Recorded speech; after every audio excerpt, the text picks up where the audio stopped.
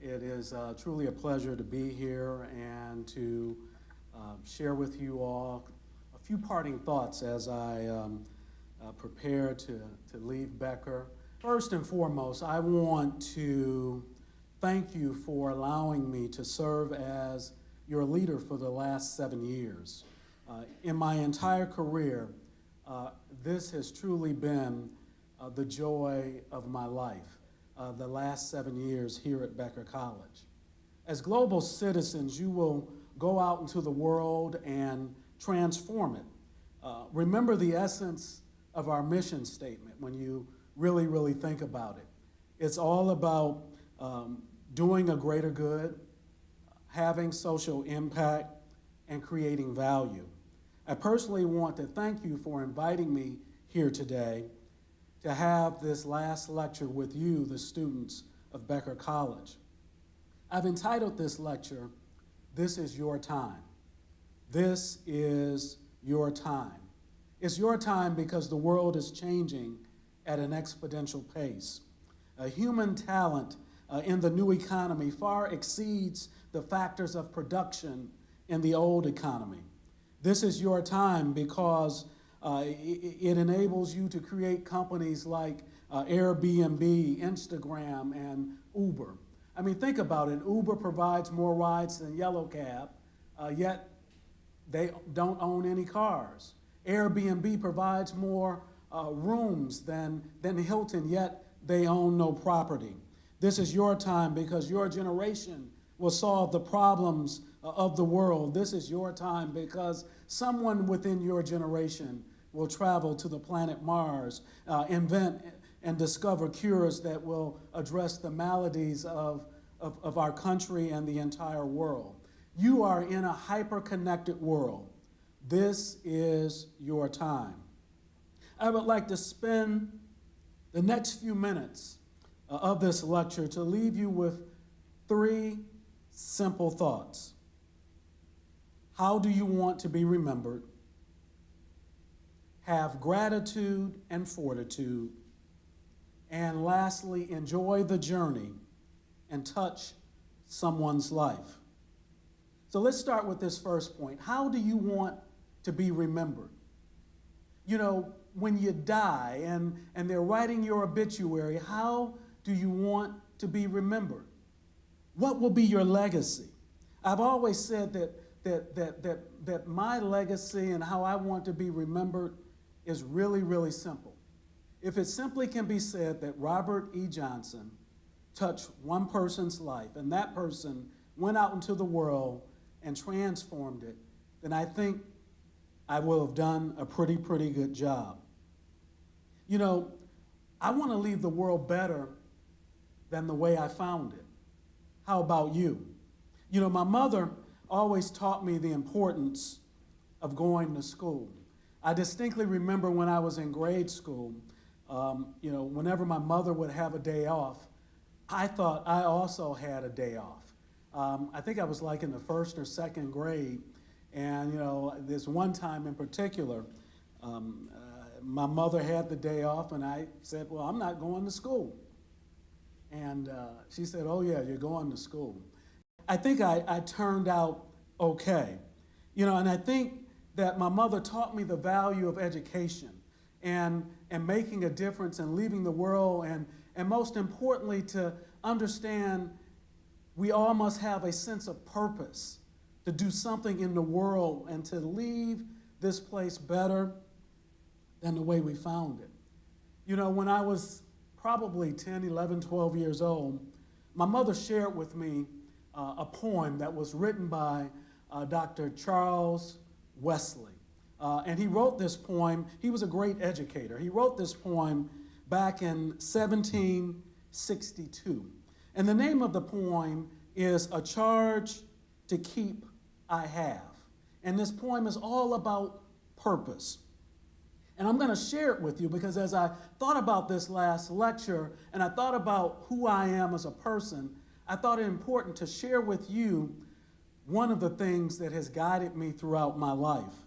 The poem goes like this: "A charge to keep I have, a God to glorify, a never-dying soul to save and fit it for the sky, to serve the present age, my calling to fulfill. Oh, may all my powers engage to do my master's will. Arm me with jealous care as in thy sight to live, and oh, thy servant, Lord, prepare a strict account to give. Help me to watch and pray, and on thyself rely. Assured if I my trust betray, I shall forever die. Simply put, this poem talks about we were all put on this planet for a purpose. And if we can just discover our purpose and fulfill that purpose and leave the world just a little bit better than the way we found it, then perhaps we might leave a legacy. The simple question I ask of you, how do you want to be remembered? Will you fulfill your purpose? You see, part of the poem that resonates most with me is that one stanza that says, to serve the present age, my calling to fulfill. Oh, may all my powers engage to do my master's will. And it doesn't matter who you are or whose you are, but understanding that we are all part of something bigger than ourselves. You see, ever since I can remember, I've always had this sense of purpose that I just wanted to touch one person's life, to make a difference in one individual's life.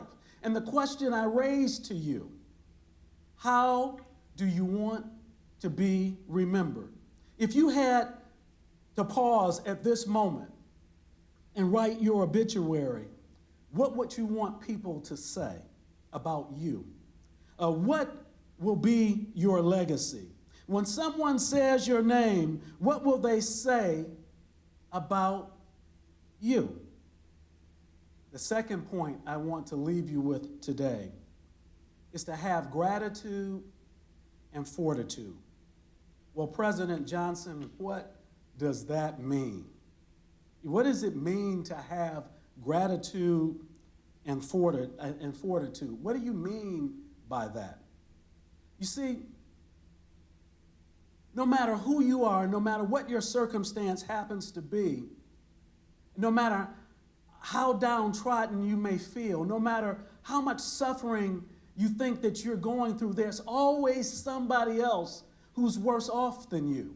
And so oftentimes when we're going through life, we only focus on those things that are happening to us. And if we become other-centered instead of us-centered, then we will come to understand we have a lot to be grateful for. You think about this, and I've said this on more than one occasion, on a planet with more than 7 billion people. If you are an educated person, then you're privileged, you're blessed, and therefore you have a social responsibility to leave the world better than the way you found it. So simply put, be grateful. Whatever your circumstance happens to be, understand that it could be a whole lot worse, and someone is worse off than you.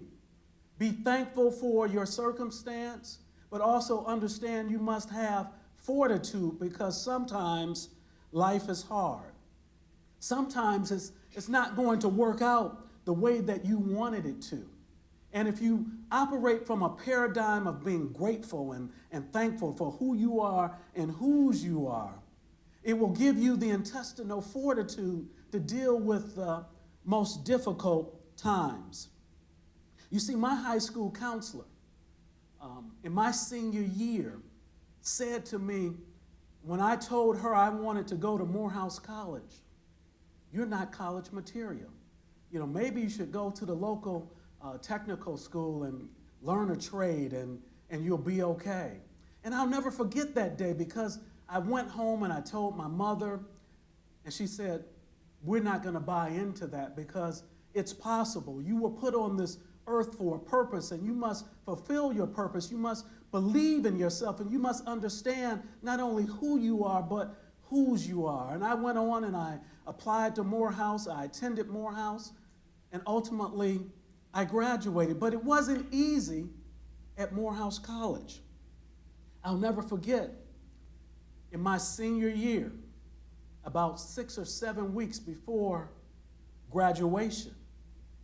Morehouse is located in Atlanta, Georgia. 2 hours away is Birmingham, Alabama, which is where both of my parents grew up.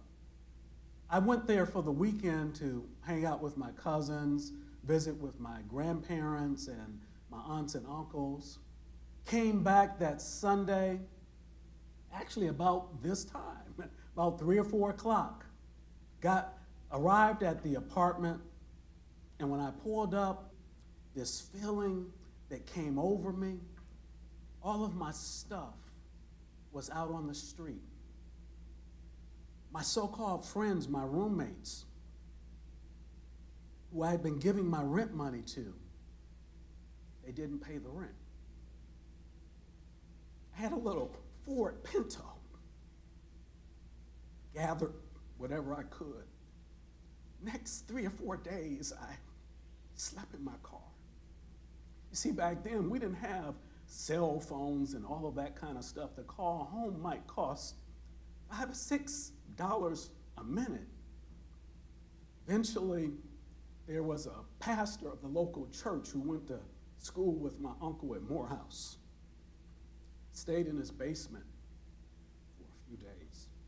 I'm 4 or 5, 6 weeks from graduation. And for a split second, I thought about what my high school counselor said. You're not worthy. You can't do this. It's not possible. But then I remember what my mother said. Anything is possible. I remember what my father said when he said, never give in and never give up. And if you have a dream, and if you have something you want to do, don't you let anybody take that away from you. You know, simply because you're grateful and simply because you operate from a paradigm of gratitude doesn't mean it's not going to be hard. So sometimes you got to reach deep down within yourself and find that intestinal fortitude to go on and to pursue your dream.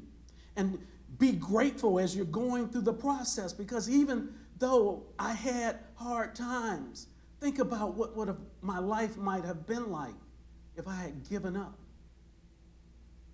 Think about that. Whatever it is that you're going through, you think you're the only one going through something? You think you're the only person on the planet who has a problem? People have problems each and every day. But if you just believe in yourself and you reach high, you're going to make it. You know, I'm always reminded by that poem that says, if you can't be the pine on the top of a hill, be a bush in the valley but be. Be the very best bush on the side of a hill. Be a shrub if you can't be a tree. If you can't be a highway, just be a trail. If you can't be the sun, be a star. It is not by size that you win or fail, but whatever you do, be the best of whatever you are. Have gratitude, have fortitude, and whatever your dreams are, pursue them each and every day. What would the world be like if each and every one of us woke up and tried to touch somebody's life and make their lives just a little bit better? Which brings me to my last point. Enjoy the journey and touch someone's life. That should be our mission. That would be the last thought I would leave with you, is if every day you wake up, try and touch someone's life with a kind word, with a kind deed. You're gonna make it. You're going to make it. I don't care what you're going through. Don't give up. You see, you reap what you sow, and the more positive energy you put out there, the more positive energy comes back to you. We're all on this earth but for a brief moment. So let us enjoy this ride. Touch someone's life today. Make a difference in someone's life today. Know that if you do that, You're going to add value. You're going to leave the world a better place.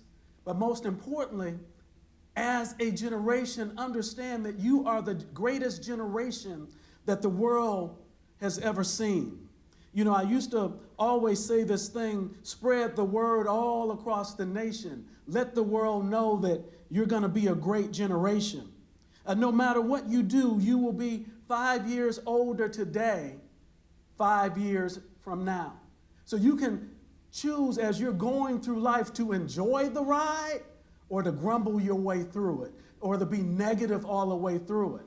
I say choose to make a difference every day, because no matter what you do, tomorrow is going to come. You know, the darkest part of the night is right before the sun rises. So sometimes in your darkest moment, if you just reflect on all of those good things that you have been doing for others, it will come back to you when you least expect it. Try new things and explore the world. This is your time. You see, when you touch someone else's life, you create and you add value. I remember when I was 16 years old, my friend and I, Lindsay Robinson, we grew up together, elementary school, grade school, elementary school, middle school, high school, even a couple of years of college. We grew up in Detroit. And one night, we had just left a party. We were in downtown Detroit, area called Greektown. They have a bunch of restaurants and stuff. And I used to always like to go to this one restaurant called Pompous, and that's Pampass. And they would prepare this dish, and they would throw a match on it. They say, Oompa. And so we were going to get that and, get some food. But anyway, while we were walking down the street there, we saw this old bum. And he was sitting next to a pole. And, we're probably 15, 20 feet away. It's nighttime. It's a Friday or Saturday night. And Lindsay walks up to this guy. I mean, you could smell him. I mean, he had a beard. He looked nasty. And Lindsay walks up to this guy and says, "Hey, old man, what kind of advice would you give two fellas like us?" And I'm looking at Lindsay like, "Fool, what are you doing?" Our parents, we don't talk to strangers like this. And this guy, he was probably in his 40s or 60s, but it was not good. And Mac, this old bum, and I remember it to this day, and it's one of the principles that I live by. He said, he looked up all crusty and stuff. You can learn something from anybody, even me. And I'm a bum. You see, everybody has something to offer, no matter how small or how big, if you just seek it out and see. When you operate from this paradigm of gratitude and fortitude and trying to touch somebody's life, you never know what's going to come back to you. So as you're enjoying this journey, as you're taking this next step, as you understand that this is your time, enjoy the ride and touch somebody's life. Those who have come before you were able to do it, and you can too. Steve Jobs, who founded Apple, was a calligrapher. Elon Musk studied physics in undergrad, founder of Tesla, the electric car. I don't know what physics has to do with an electric car. One of the founders of Airbnb was a design major right down the street in Rhode Island at RISD. Bill Gates, you know what his undergraduate major was?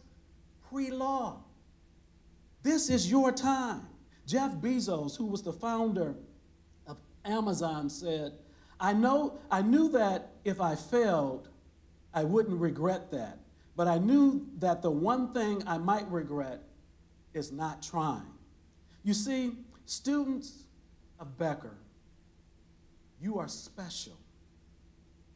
You are important. The world needs you. We need your time. We need your talent. We need your innovation. We need your creativity. as we think about all of the things that are going on in the world, if ever there was a time for your generation to step up, it is now. And though I may be leaving Becker College, please know that I am going to always be with you because I'm inspired by you and your generation. And though these may be our last days together, I'll simply leave with you the infamous words of Winnie the Pooh. Wherever I am, I will always be with you. And for one last time, I'll simply say, take an A and accept this challenge. Take a B and believe in yourself. Take a C and call on your inner voice. Take a D and dedicate your life to something. Take an E and educate your mind. Take a fight. Take an F and fight a good fight. Take a G and get on with it. Take an H and hold on to the truth.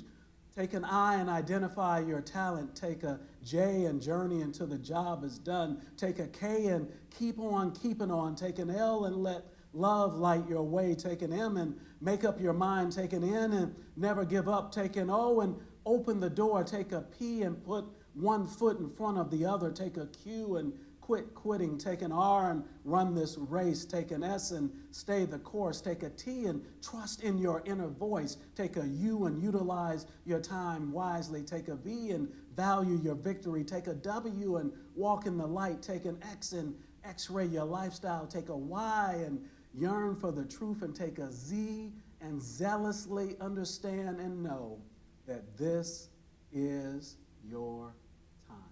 Thank you so much.